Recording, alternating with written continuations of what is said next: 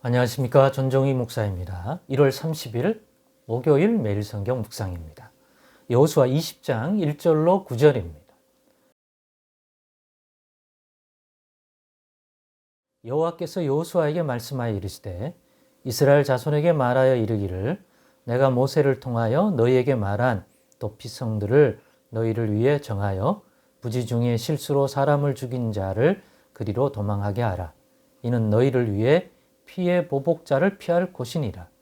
이 성읍들 중에 하나에 도피하는 자는 그 성읍에 들어가는 문 어귀에 서서 그 성읍의 장로들의 귀에 자기의 사건을 말할 것이요. 그들은 그들 성읍에 받아들여 한 곳을 주어 자기들 중에 거주하게 하고 피의 보복자가 그의 뒤를 따라온다 할지라도 그들은 그 살인자를 그의 손에 내주지 말지니 이는 본래 미워함이 없이 부지 중에 그의 이웃을 죽였습니다. 그 살인자는 회중 앞에 서서 재판을 받기까지 또는 그 당시 대제사장이 죽기까지 그 성읍에 거주하다가 그 후에 그 살인자는 그 성읍 곧 자기가 도망하여 나온 자기 성읍 자기 집으로 돌아갈지니라 하라 하시니라. 이에 그들이 납달리의 산지 갈릴리 게레스와 에브라임 산지 세겜과 유다 산지의 기랏 아르바 곧 헤브론과 여리고 동쪽 요단 저쪽 루벤 지파 중에서 평지 광야의 베셀과 갓 지파 중에서 길랏 라못과 므낫세 지파 중에서 바산 골란을 구별하였으니 이는 곧 이스라엘 모든 자손과 그들 중에 거류하는 고르민을 위하여 선정된 성읍들로서 누구든지 부지 중에 살인한 자가 그리로 도망하여 그가 회중 앞에 설 때까지 피의 보복자의 손에 죽지 아니하게 하기 위함이라. 아멘.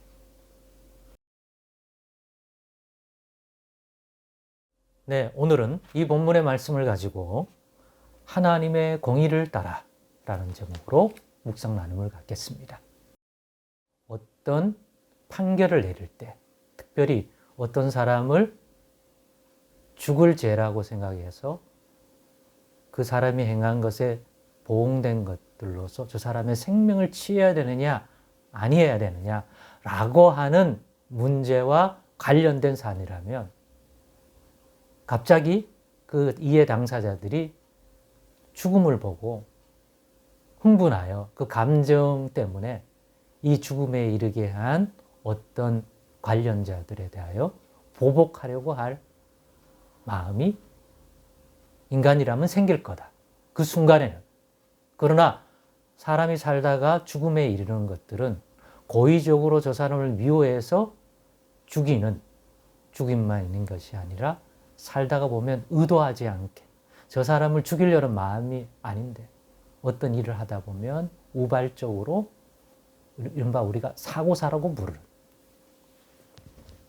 어떤 한 사람이 의지적으로 그 사람을 죽이는 것들이 아니라 그것과 상관없이 어떤 발생한 일들에 의하여 의도하지 않게 죽음에 이를 수도 있기 때문에 그러나 그런 죽음을 목격한 이해 당사자는 그 죽음 앞에 그러한 자초지종을 다 살필 수 없기 때문에 저 사람이 때문에 죽었다고 생각하면 감정적으로 그 사람에 대한 보복을 하려고 할 가능성들이 있기 때문에 이러한 죽음을, 이러한 감정적 죽음을 어떤 상황과 사정들을 다 살펴 정당하고 모든 것을 판결해서 의로운 심판을 해야 되는데 그렇게 하기 어려운 이러한 감정적인 순간적인 이러한 일이 발생한 것이 이 죽음의 문제와 관련된 건데 그래서 그로 인하여 감정적 보복이 일어나지 않는 그 사람이 의도하지 않았는데 발생한 것인데 이렇게 될 확률이 높을 때는 그것들을 방지하기 위한 즉 하나님의 의로 사람들이 보는 관점이 아닌 하나님의 공의로운 심판 아래 생명을 두기 위해서 도피성이라는 제도를 두었는데 그 규례에 대한 내용이 오늘 본문입니다. 이것을 살펴서 우리도 살다가 보면 감정적인 것 때문에 내가 보기에는 저 사람은 저런 보응된 심판, 저 사람은 죽어 마땅해. 이런 감정이 지배할 수 있습니다. 그 순간은. 그러나 돌아보아서 찬찬히 죽음에 이르게 된 그 과정들을 살펴보면 저 사람이 이 죽음과 관련되어 관련이 있지만 저 사람을 미워해서 고의적으로 죽인 것들이 아니라 전혀 그것과 상관없이 하다가 보니까 사고사로 죽었다면 저 사람에게 이 죄를 묻을 수 없다라는 것을 받아들이게 될 텐데요. 객관적으로, 합리적으로, 하나님 앞에서. 근데 그렇게 되지 않으니까. 우리도 그런 일을 겪을 수 있잖아요.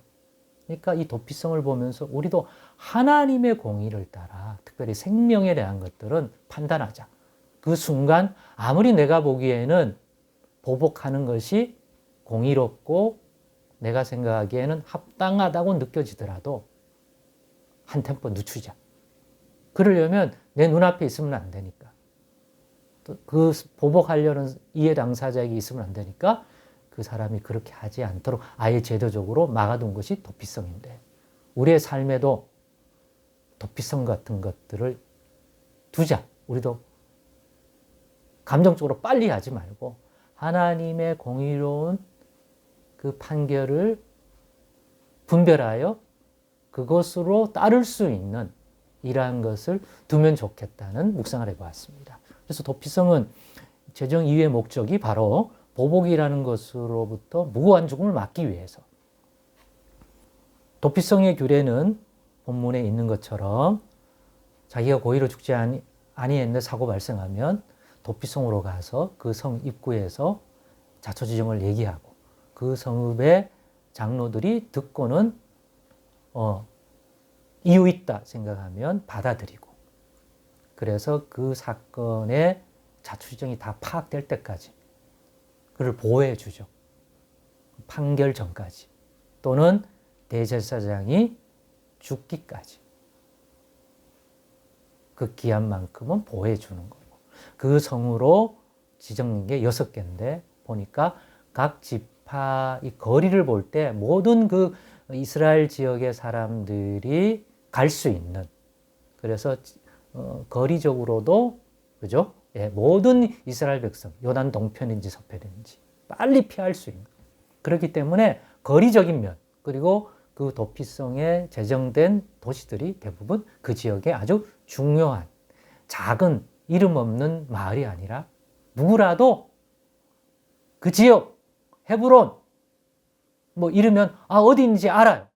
우리도 보면 뭐 서울, 부산, 대구, 광주 이러면 다 아는 도시잖아요. 그러니까 찾기가 쉽죠. 그러니까 아주 이름 모를 어떤 구석탱이의 도시가 아니라 누구라도 들으면 들어본 적이 있고 또 큰 도시라 교통도 발달되어 있을 가능성이 많은 그런 곳을 제정한 것을 보게 됩니다.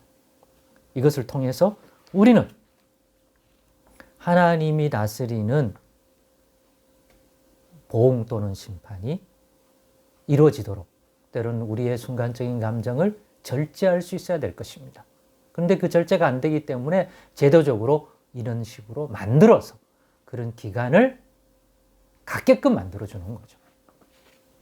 그래서 우리의 감정과 개인적인 어떤 판단이 아니라 하나님의 공의를 따라 사람의 생명과 이런 것들을 보호해주고 또 판단받게 해주는 이러한 하나님의 공의가 이루어지는 그러한 땅 이스라엘 하나님의 나라의 백성들이 사는 땅이 되고 하나님의 다스림이 이루어지기를 원하는 것 같습니다. 그러나 이 본질은 이때만 아니라 예수 안에서 하나님의 백성된 우리들에게도 또 교회에도 이러한 공의의 다스림은 하나님의 공의의 다스림은 꼭 잘 반영되고 성취되어야 할 것으로 믿습니다. 그것이 하나님 백성들이 살아가는 이웃과의 생명의 존중과 또한 하나님의 공의로운 심판 아래에서의 손길하에서 삶인 줄 믿습니다. 도피성이야말로 그러면 하나님의 공의 가운데 우리가 따르며 살아가는 것이 하나님이 기뻐하고 원하는 삶이라는 것을 잘 드러내는 제도라고 생각이 됩니다. 올 한 해 비록 우리는 도피성이라는 것이 없지만 예수 안에 피할 때 그 사람을 감정적으로만 처리하지 말고 예수 안에서 하나님의 뜻을 분별하는 그러한 시간을 갖는다면 마치 도피성을 두고 우리 이웃과의 서로를 살피는 유사한 삶이 아닐까요? 기도하겠습니다. 하나님 아버지 감사합니다. 하나님의 공의로운 심판 아래 우리의 통치, 다스림을 두게 하옵소서. 내 감정, 내 의만이 아니라 하나님의 의를 분별하는 충분한 시간을 예수 안에서 가지는 우리들의 또한 실상 삶이 되게 하옵소서. 예수님의 이름으로 기도드리옵나이다. 아멘.